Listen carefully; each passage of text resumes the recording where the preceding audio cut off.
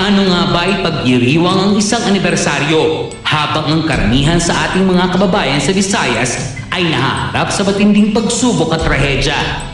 Sa ika-18 anibersaryo ng Startalk, hangad namin na kahit papaano ay makatulong habang patuloy namin kayong ine-entertain. Mulat-mula pa, mulat na, Startalk celebrates our 18th anniversary in the spirit of giving and cheering up. Just as Startalk, the Showbiz Authority goes on, so does life.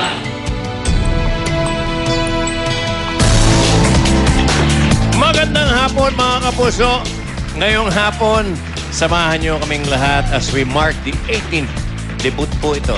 18th anniversary of the only Showbiz Authority, ang Startalk. Congratulations to everyone. Congratulations. At dahil anniversary namin ngayon, magpapasalamat muna kami sa inyong lahat na hindi bumibitaw sa Startalk since 1995. Sa'yo ba yan? Di ba sa akin yan? Dapat At ito, sa mga 18 years wala pa rin pagbabago. sa mga susunod na Sabado, asahan nyo ang patuloy na paghatid namin ng total exclusive, total explosive, total exciting at totally extreme stories. Yay! Governor Vilma Santos nagpahayag ng kanyang damdamin tungkol sa paghihiwalay ng kanyang anak na si Luis Manzano at Jeneline Mercado. Abangan!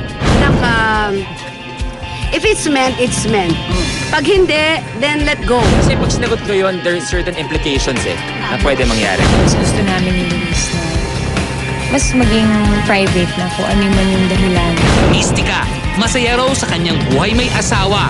Ang mga kwento ng singer tungkol sa pamumuhay nila sa Nueva Vizcaya at ang mga naipundar nilang negosyo at ari-arian. Abangan!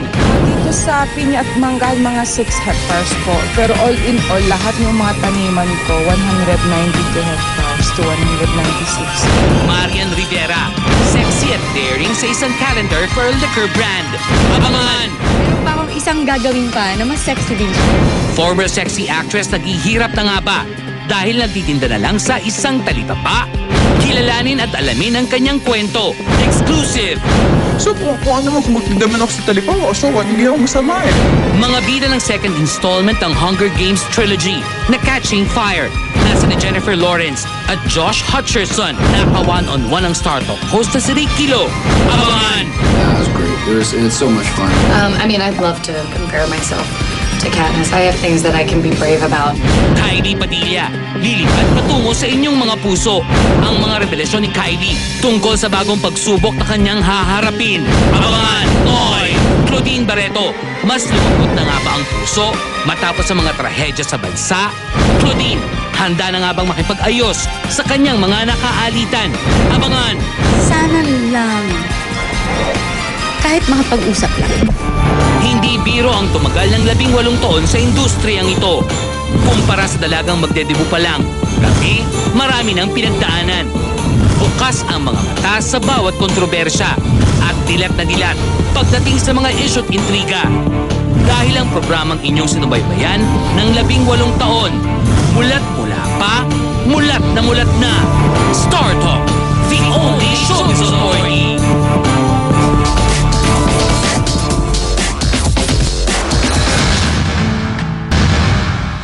Mistika at pinakasalang lalaki, masaganang namumuhay na sa Nueva Vizcaya. Mga negosyong itinayo at ari-ariang naipundar, silipin. Sa Piña at Mangal, mga 6 hectares po. Pero all in all, lahat ng mga taniman ko, 192 hectares to 196. Mga ganun.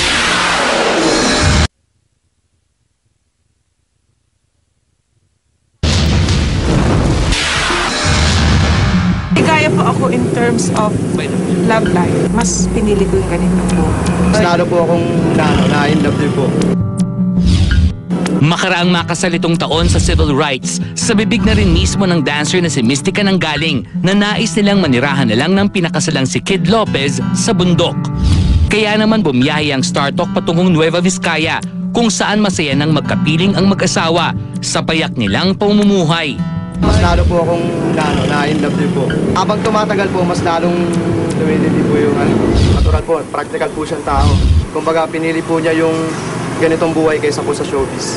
Okay po yung buhay namin ngayon, mas tahimik po. At least na-maintain naman po namin yung para rin kaming bata, nagliliwaliw pa rin kami. Most of the time nga, sabi nga nila, ano ba to, nagne-negosyo ba kayo o nagbibiroan lang? Para bang, is this just a joke? Kasi kung minsan mas marami yung pagliliwaliw namin. Sa lugar daw na yon natagpuan ni Mystica ang kapayapaan ng puso na hindi niya naramdaman noong aktibo pa siya sa showbiz. Ang realidad ay kung minsan nakakatakot.